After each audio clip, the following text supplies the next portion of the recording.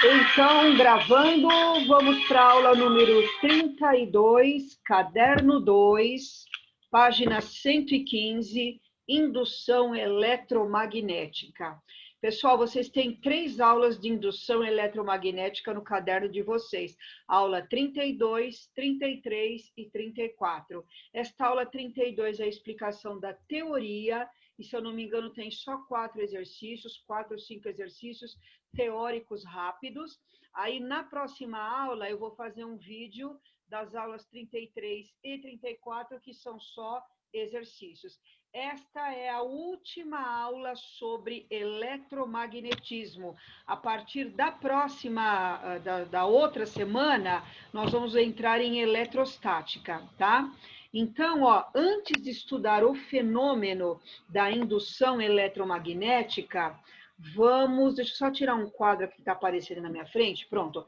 Vamos ver o que é fluxo do vetor indução magnética, tá? Então, em primeiro lugar, ó, vamos considerar uma espira de área A colocada dentro de um campo magnético. Aí vocês devem estar perguntando, mas o que é isso? O que é uma espira?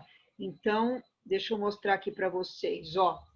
Vou pegar aqui um fio, pode ser do meu mouse, estão vendo, ó? Esse é o fio do meu mouse, tá passando corrente elétrica aqui. O que eu formei com o fio do meu mouse, gente? Uma espira circular, tá? Então, essa é uma espira circular. Formei aqui com o meu mouse uma espira circular. Nessa figura aí, vocês têm uma espira, em vez de ele fazer uma espira circular, ele fez uma espira quadrada, ok?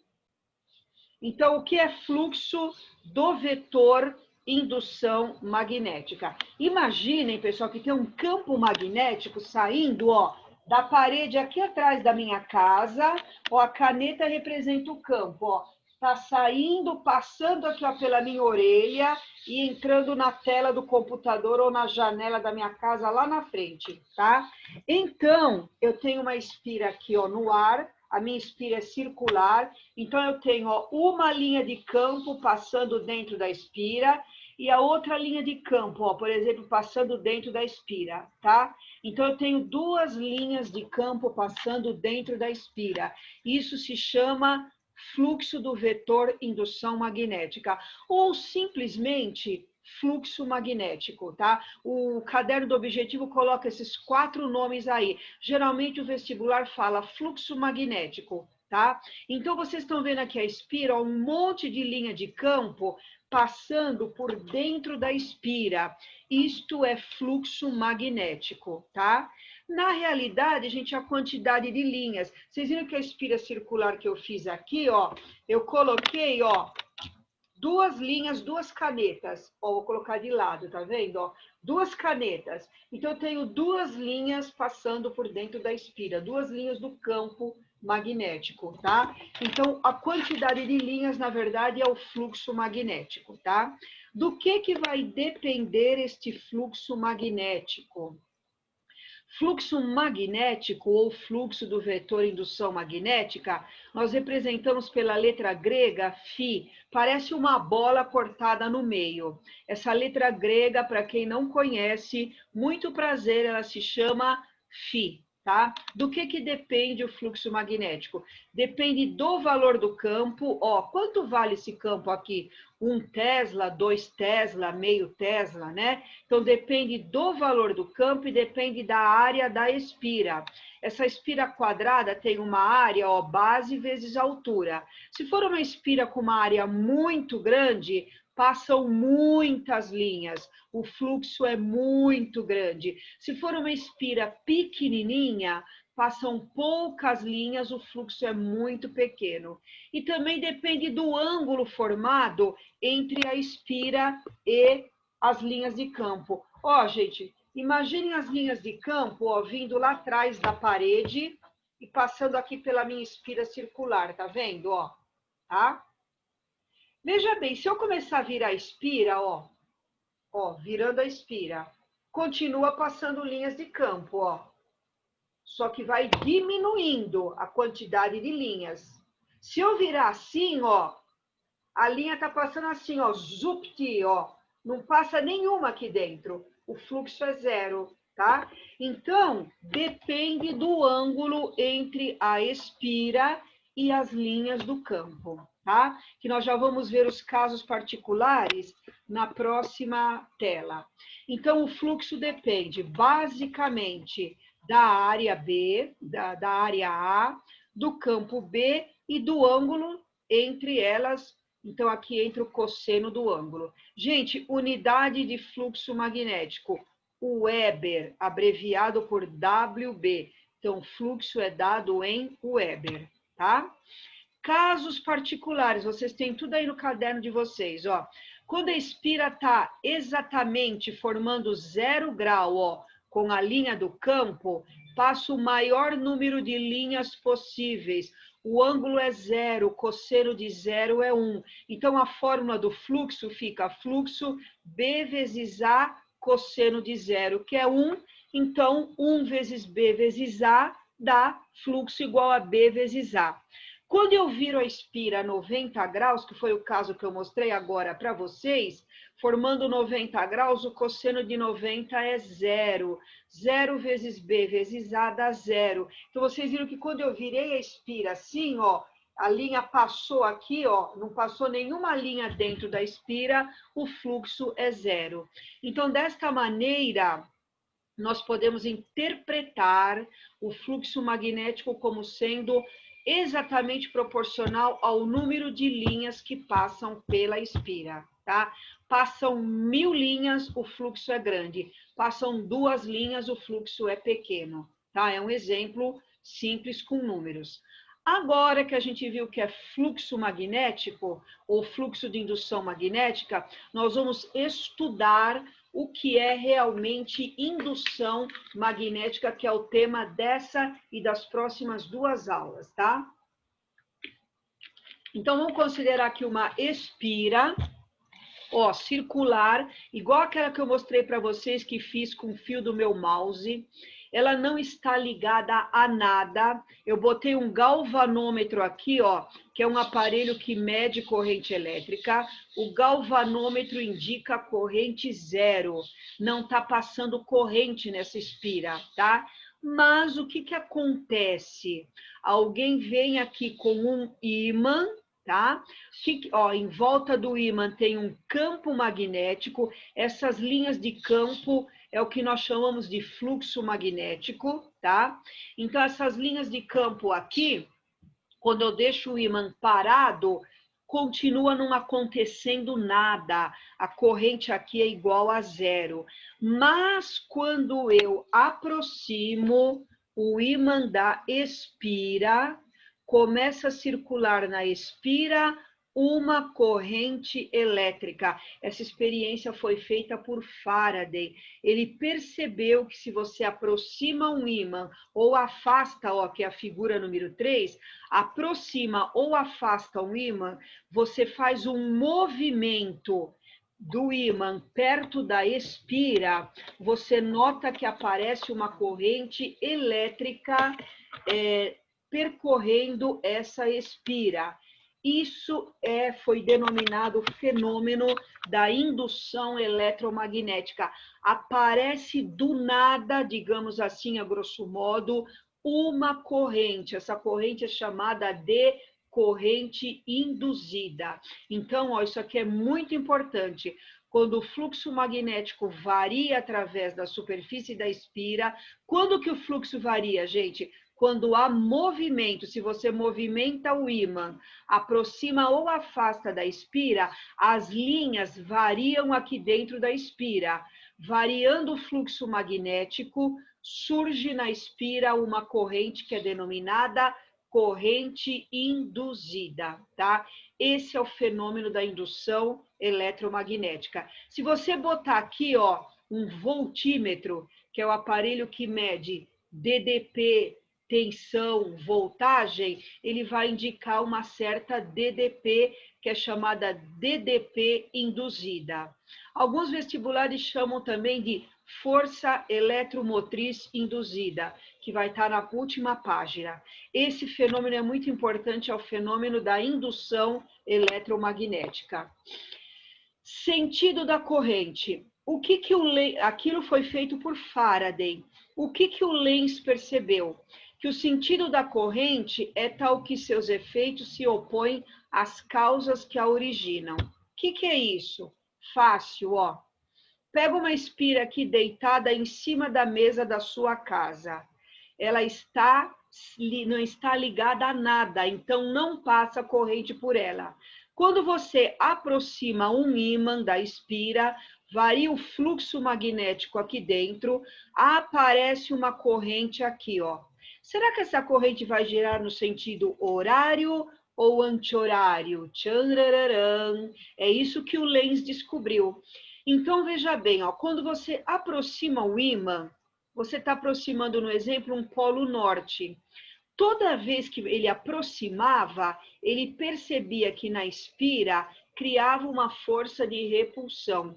Gente, é o tal mulher de malandro. Sabe aquele lance de mulher de malandro? Na hora que o malandro chega, a mulher repudia. Peraí, não vem que não tem.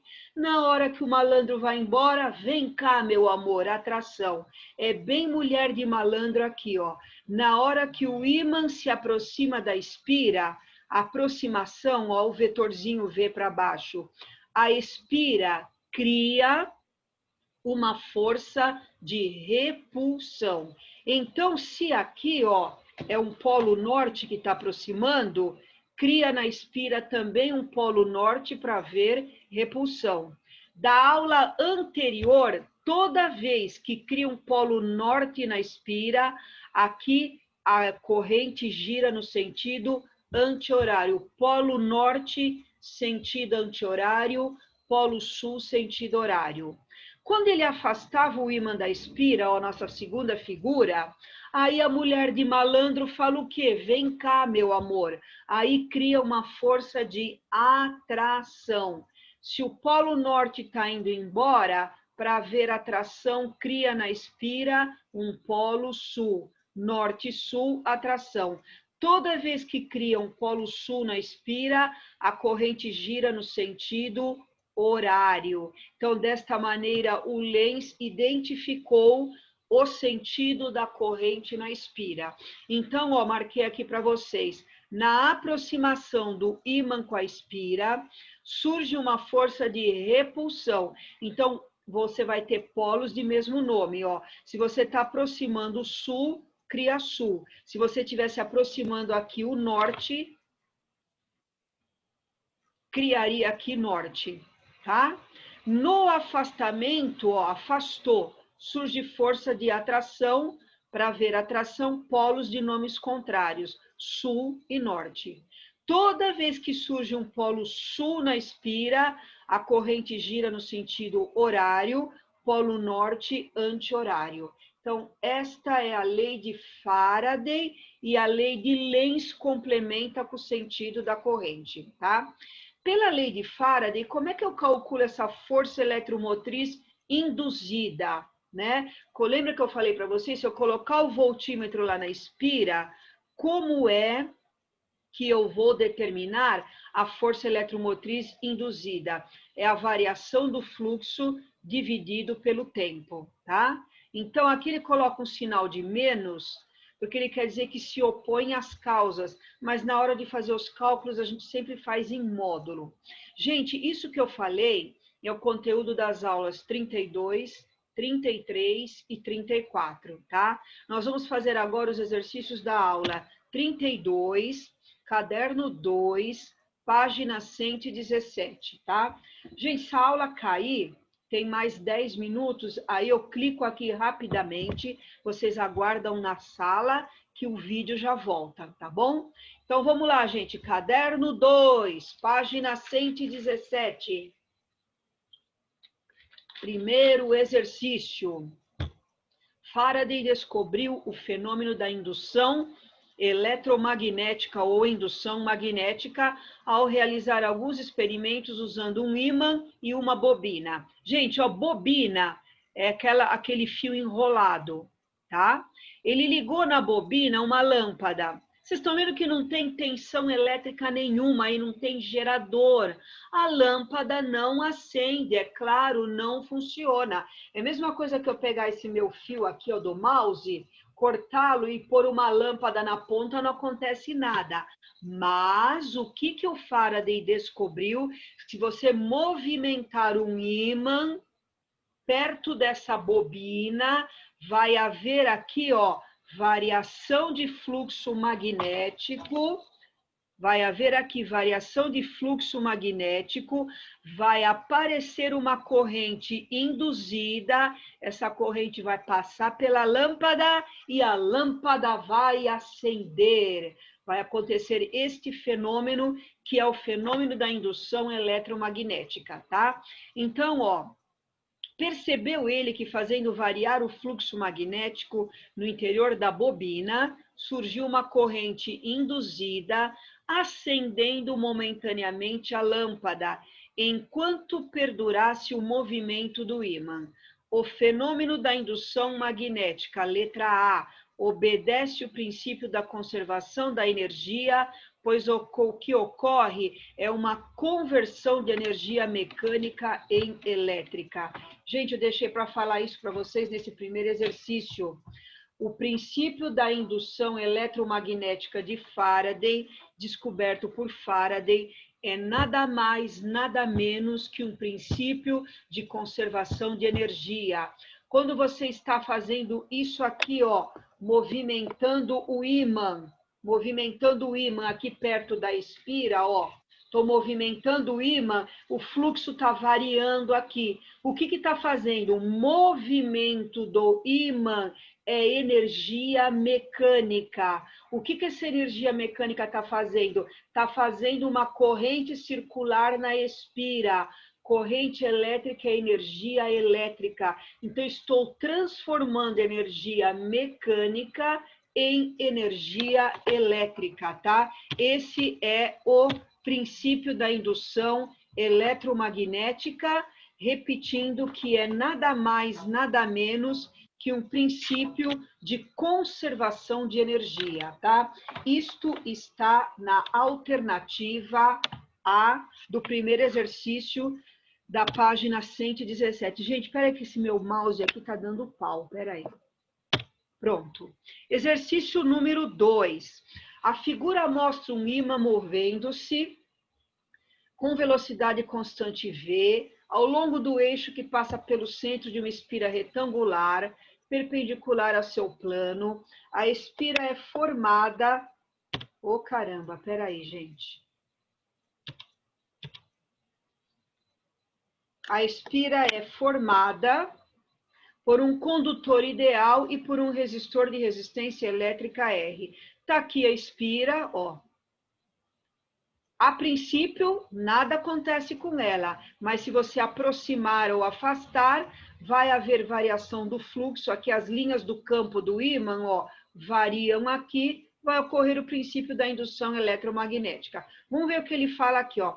O polo norte está voltado para a espira. Enquanto o ímã estiver se aproximando da espira, é correto afirmar que a corrente nela induzida é... Então, vamos lá, eu já fiz tudo na figura para vocês. Gente, ímã se aproximando da espira, mulher de balandro, aproximação, repulsão, não vem que não tem. Olha aqui, ó, aproximação cria uma força de repulsão. Se você está aproximando, olha aqui o polo norte, cria na espira também um polo norte. Por quê? Norte, norte, repulsão. Quando cria um polo norte, toda vez que cria um polo norte, isto é regra, a corrente gira no sentido anti-horário.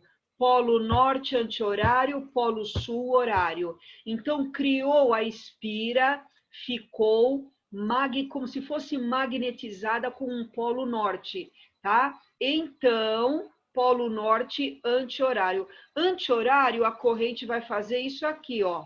Ó, anti-horário, vai fazer isso. Acompanha o mouse. O meu mouse tá meio doido, tô indo devagarzinho aqui, ó. E isso é anti-horário, ó.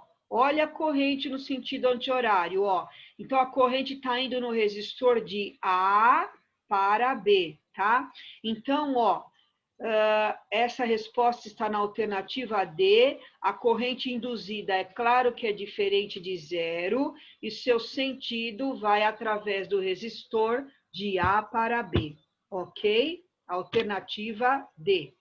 Número 3. Ele faz aqui 3 afirmações para a gente dizer quem é verdadeira e quem é falsa, tá? Então, aqui, ó, é o tradicional aparelho do sem parar colocado no para-brisa do carro. Ele se aproxima do pedágio, um sinal eletromagnético abre automaticamente a cancela para o carro passar. O sistema se baseia no princípio da indução magnética. Com a finalidade de se demonstrar a indução, montou-se o experimento a seguir. A figura mostra um ímã natural, suspenso acima do anel condutor. Inicialmente, o anel está fixo e o ímã será movimentado para cima ou para baixo. Em seguida, o anel também será movimentado, tá? Analise os seguintes casos. Primeiro, se o ímã permanecer em repouso, como na figura, o fluxo magnético atravessará o anel, gerando nele uma corrente contínua. Errado. Se o ímã permanecer em repouso, não há variação de fluxo, não há corrente. Então, a primeira é falsa. Ó, coloquei a explicação aqui ao lado para vocês. Para surgir uma corrente induzida, é preciso haver movimento do ímã. Ok? Então, a terceira, número 1, falsa. Afirmativa 2. Se o ímã for aproximado do anel, surgirá neste uma corrente induzida, ainda que não esteja ele ligado fisicamente a nenhuma bateria. Correto, gente. Aproximou, afastou, há movimento, há variação de fluxo, surge a corrente induzida. Esse é o princípio da indução eletromagnética de Faraday. Número 2, verdadeira. Número 3, basta que haja movimento relativo entre o ímã e o anel, seja esse de aproximação ou afastamento, haverá variação de fluxo, o que aparecerá uma corrente, correto também. Então, a alternativa E para este exercício, ok? Opa! Acabou, gente? Só isso? Não, né? Esse foi o 3, tem o 4 e depois acaba. Só tem mais um, ó. 4. A tecnologia de comunicação da etiqueta RFID, é uma chamada etiqueta inteligente, é usada há anos para rastrear gado, vagões de trem, bagagem aérea e aí vai. Um modelo mais barato dessas etiquetas pode funcionar sem baterias e é constituído por 3 componentes: um microprocessador de silício, uma bobina de metal feita de cobre ou alumínio, que é enrolada em um padrão circular, e um excapsulador, que é um material de vidro ou polímero envolvido num microprocessador e bobina. Na presença de um campo de radiofrequência gerado pelo leitor, a etiqueta transmite sinais. A distância de leitura é determinada pelo tamanho da bobina e pela potência da onda de rádio emitida pelo leitor. A etiqueta funciona sem pilhas, porque o campo... Cadê o mouse? Sumiu, tá aqui. O campo, letra C, o campo magnético da onda de rádio induz uma corrente na bobina. Então, ó, você tem o campo magnético desta onda, o campo magnético vai variar. Espera aí que eu vou dar o upgrade aqui, gente. Pronto. Só um minutinho que já está voltando. Só um instantinho.